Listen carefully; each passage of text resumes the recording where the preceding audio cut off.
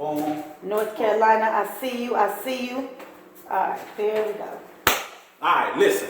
In this short video, what we're going to do is we're going to talk about the 4 letters, the 4 necessary letters that are mandatory as it relates to enhancing, boosting your credit, taking it to the next level, putting you in a position of power so you don't need somebody else to boost your credit because you got it under control. You can do it for yourself. And when you can do it for yourself, you don't have to worry about nobody else. Now let's build wealth.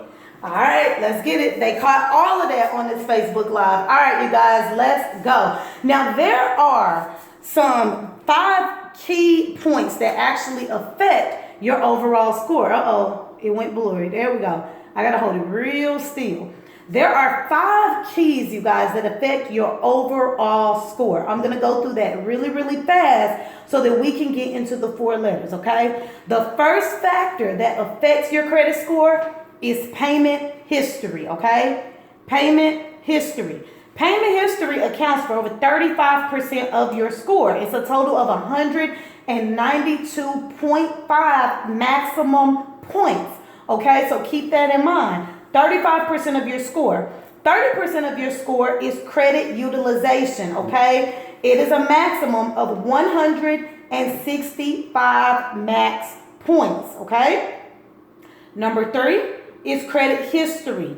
Credit history is 82.5 max points. Okay, so about 15%.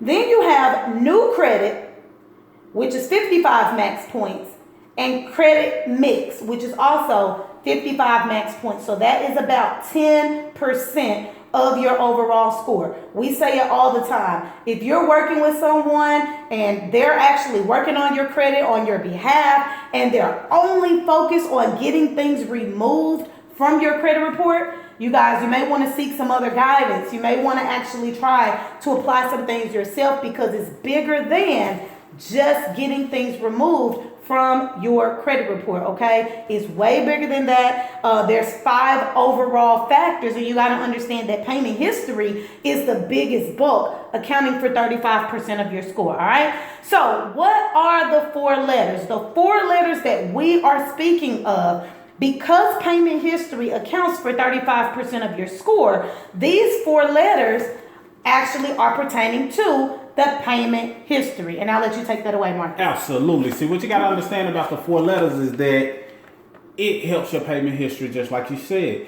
So, with payment history being the biggest percentage of what's affecting your credit, it's important for you to understand these 4 letters. Now, there are several other letters, but these 4 will get you on track to getting your credit intact. Now, as it relates to those 4 letters, it's a certain way you want to go about doing those letters, and we'll dive into the way to do it as we go through the actual 4 letters. But let's go ahead and just give them the 4 letters without getting too long-winded, and then we can let them know, look, this only works when you apply the letters properly. It's a certain way to do it versus how you may have been taught. So let's talk about the 4 letters. If you're ready for letter number 1, drop a 1 in the comments right now. Drop a 1 in the comments right now, and we're gonna give it to you straightforward without any fluff. Number 1 is, and when you see it, type it in the comments so that way somebody else can follow along. The debt verification letter. And this should go out the lightness of the dry erase. The dry erase board is acting a little funny. You can see it, it's just a little light, but it's all good. So, debt verification. What is the debt verification letter? It's exactly what it sounds like. Don't overcomplicate it. It is you sending off the letter that makes the creditor have to verify that the debt belongs to you.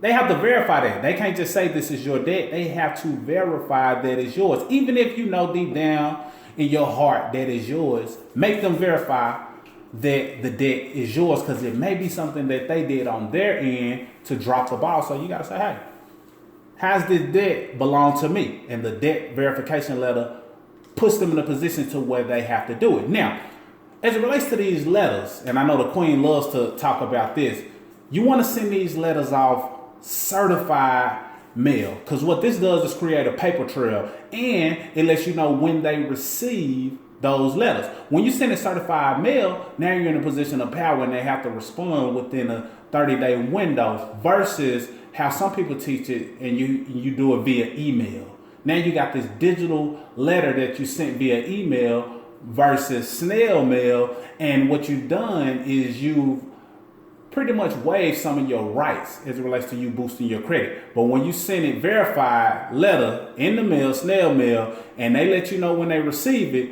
you just gave yourself the power and you boxed them into having to respond in 30 days upon their receipt. You got something else you want to add to that, Queen? No, not at all. I mean, it's really just a matter of, you guys, the credit bureaus are supposed to verify why this debt is actually yours. And in that debt verification, they have to actually find the original contract or application that you signed to take on this debt. If they're not giving you that original verification letter, then guess what?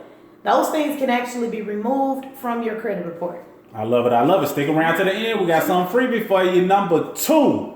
Yes. Let's talk about that method. Yes. The method of verification. I told you, this is real cut and dry. No fluff. It's exactly what it sounds like. So let's just say, for example, they abided by the rules. You send them the debt verification letter. They received it. You notified when it was received. And they responded in a 30-day window. And they said, okay, this is how this debt belongs to you based on this, this, and this. Now, what you send them is this, the method of verification. What is the method of verification, Mr. Smith? Glad you asked. The method of verification is what method did they use to verify that the debt belongs to you. You see, as it relates to the credit game, it's a little acronym called the FCRA, which stands for the Fair Credit Reporting Act. And they have a certain amount of rules that these creditors must abide by. And if they don't, then they're in violation. So when you send out this letter and you want to know what method they use to verify it, it has to be based off the Fair Credit Reporting Act. So once the FCRA rules are in place to protect you, when you send out this letter and they send out a method to which they use to verify and it isn't in alignment with the Fair Credit Reporting Act, guess what? Good news for you. You get the opportunity to have whatever it is removed, even if it was yours, just because they didn't do their due diligence and do their part by verifying the debt using the proper methods. Talk to the people. Yes, you guys. Usually there is a system that they use. And I cannot think of it. Oh, it's right on the tip of my tongue. But there's a system that they actually go through to verify your debt. Well, here's the thing about that system. That system is literally them just calling someone, them saying, yep, that's their debt. Yep, that's what I show. And then they hang up. But keep in mind, they are supposed to verify the original application in which you signed with your signature, okay? That is what they're supposed to be actually providing you with. So they have to make sure that they can verify the method of verification that they use to verify that the debt was yours. Absolutely, absolutely. I love it. I love it. Type that in the comments just so people who are following along, they know what's up, just in case the camera gets a little blurry. But let's go ahead and dive into number 3. Yeah, you talked about the FCRA rights, and this letter goes directly into it. Talk to them. Violation. All right. So, once you mailed out the debt verification letter, and let's just say they replied, and then you sent that method of verification back, and you say, hey, how did you go about, what was the method you used to verify my debt? Let's say they responded, and they sent a way of verifying it that was not in alignment. You fire back off with this violation of the FCRA rights, which stands for Fair Credit Reporting Act. You can type that in the comments. Now, this lets them know that they're in violation. And you're not, you wasn't born yesterday. And they can't get over on you just because they sent you something and thought you was going to back away. No, you let them know, look, according to the FCRA, you're in violation because you didn't validate the fact that this debt belongs to me using the proper method. You know the method you have to use. I know the method you have to use. It doesn't matter which method you use. If it wasn't the right one, you are in violation. Here's the letter. And you serve it to them the same way I said you serve it to them initially, which is using the mail, but it has to be certified mail, so that way you leave a paper trail. Yes. Couldn't have said it. I mean, you just got to understand that once you go in this process, you're such postured as it relates to them not wanting to be in violation anymore that you have no choice but to start making progress as it relates to your debts. Now, some other things that you'll do if they don't respond within that 30-day window, but you're so postured when you come in this exact order: debt verification letter, boom, method of verification, boom, violation of FCRA, and boom, number 4. Let's just say that they reply to this. You want to go into number 4? Well, I wanted to talk a little bit more about the violation real fast. Okay. So the Fair Credit Reporting Act, you guys, is actually an act that was put into place to protect us. You gotta understand that this act, the rights in the act is very, very long. So you have to really know what you're talking about as it pertains to them violating these rights. But these, if you could just keep that in mind, the Fair Credit Reporting Act, those rights were put into place for us as the borrowers. So you want to make sure that these credit bureaus, these agencies, these creditors are actually dotting their I's and crossing their T's, right? If they're doing anything out of line, anything that goes against this act, then guess what? Those things can be removed off of your credit report. And then let's go into number 4. Let's say that they violated, especially all 3 of these things. You sent the debt verification letter, right? They didn't follow protocol for that. They couldn't really verify the method of verification. They're just saying it's yours, it's yours, it's yours. There's an obvious violation of the Fair Credit Reporting Act rights. Then guess what? The 4th letter is an intent to litigate letter.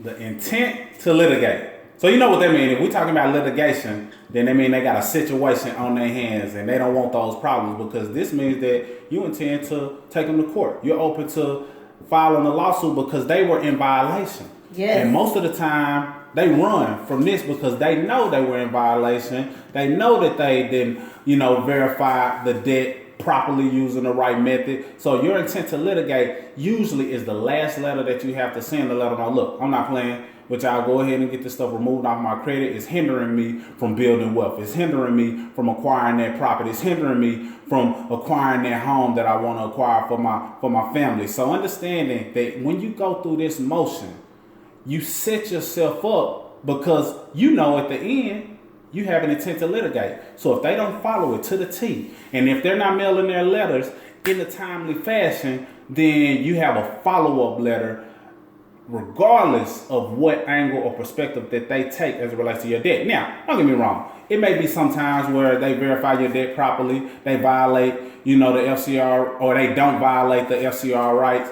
the FCRA rights, and then you just have to deal with it accordingly. And we teach people how to do that a proper way. However, when they go through this process the way that you've instructed the letters, now you're in a position of power. And if they ever not respond in a 30-day window, then it's a separate letter that you'll send out like, hey, you don't respond within this window, please remove it. But these 4 letters right here, pretty much all you need in order to succeed as it relates to boosting your credit. All right, now let people know. Let's go ahead and close it up, you guys. We didn't want this video to be too long. Go ahead. All right, now this is what we want you to do so you can get a bigger version of everything you need to know about your credit. We want to drop a link in the comments, and it'll give you access to a free credit class. Go ahead and drop the link in the comments, and you'll see it. It's a bit.ly link. But if you claim this free gift, you'll get access to a full spiel on everything you need to know about credit. It's bit.ly/free credit class, all lowercase. Click it. Once you see it in there, we'll probably pin it to the top if it allows us to do so. But this will put you in the game.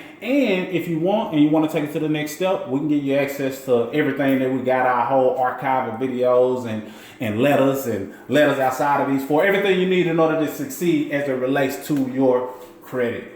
Yes, most definitely. All right, that's all we got for the people real fast. You want to, or we're going to go ahead and wrap it up? That's all I got. You got something else? No, not at all, you guys. Click the link for access